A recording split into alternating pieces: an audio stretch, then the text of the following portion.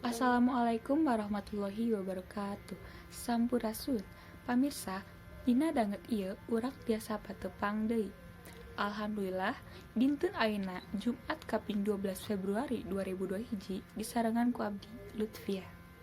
Pamirsa, tomat teh beda-beda turea rupana. Di sagedeungan tomat nu ilaharna dijual di pasar tradisional. Kiwari aya tomat nu beda tea, nyaeta tomat Momotaro. Hargana kawilang mahal. Eta tomat teh dibudidayakeun ku patani Lembang tur dierong boga pangaji anu mahal. Tomat teh salah sahiji bubuahan nu ilahar dijadikeun bahan sayuran atawa sambeleun. Sakapeung, tomat ge ilahar dikonsumsi langsung pikeun bibila 1 tas dahar. Hargana kawilang murah, bisa dibeli di pasar tradisional.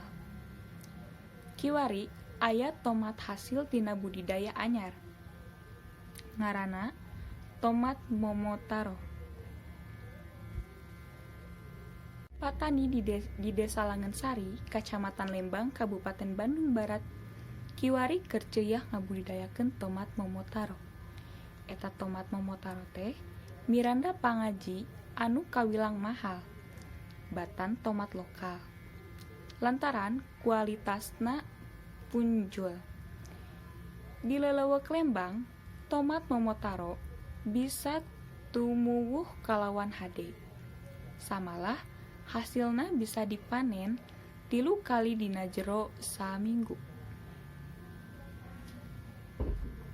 Pareng mangsana panen, mupu tomat Momotaro teh henteu bisa sagawayah. Kudu luyu kana aturan, sangkan bisa turta pangajina bisa tetep punjul.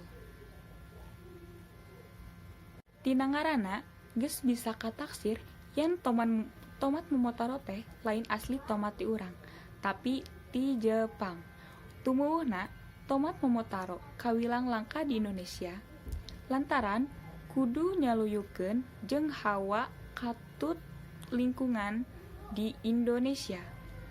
Pon kitu deui, dina ngurusna leuwih bangga batan tomat nu ilahar aya di urang. Matak moal aneh, upama harga eta tomat teh kawilang mahal. Eta hal dibebrehkeun ku salah saurang patani tomat Momotaro di Lembang. Rupina sakitu warta anu parantos tiasa diduwikeun ku simkuring kapayunan pamirsa sadayana. Mugi ieu warta janten mangpaat kanggo pamirsa sadayana. Wilujeng tepang deui dina waktos anu kapayun. Hatur nuhun. Hurip Sunda.